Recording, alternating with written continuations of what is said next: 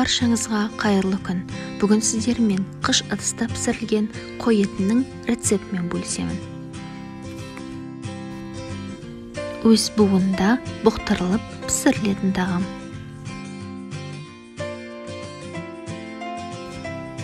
Ол үшін бізге 700 грамм қой еті, жарты бұрыш, 3 сарымсақ бөлігі, 1 сәбіз, ас көк пен ақ желкен, 1 пияз, 4 картоп, 2 ас қасық ас тұзы, жарты шай қасық қызыл бұрыш, қара бұрыш, орегано және тмин қажет. Қыш ыдысқа алдымен етті саламыз. Пиязды ортасынан бөліп турап, еттің үстіне саламыз. Барлық құрамды үстінен салып отырамыз.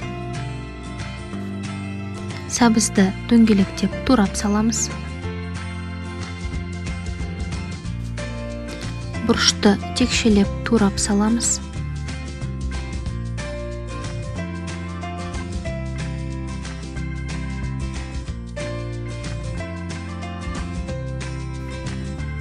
Картопты үлкен текшелерге бөліп турап саламыз.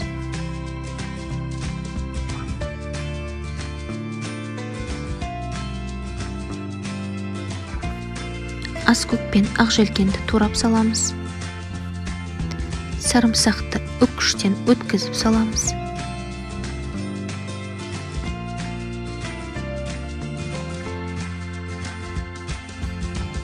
Енді үстінен тұз бен дәмдеуіштерді қосып, жақсылап араластырамыз.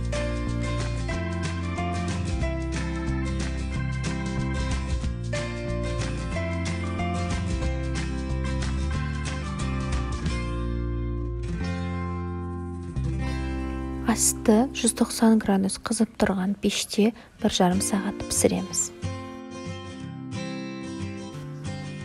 Асымыз дайын, астарыңыз дәмді болсын. Егер рецепт ұнаса, тіркеліп, лайк басып, пікір қалдыруды ұмытпаңыздар.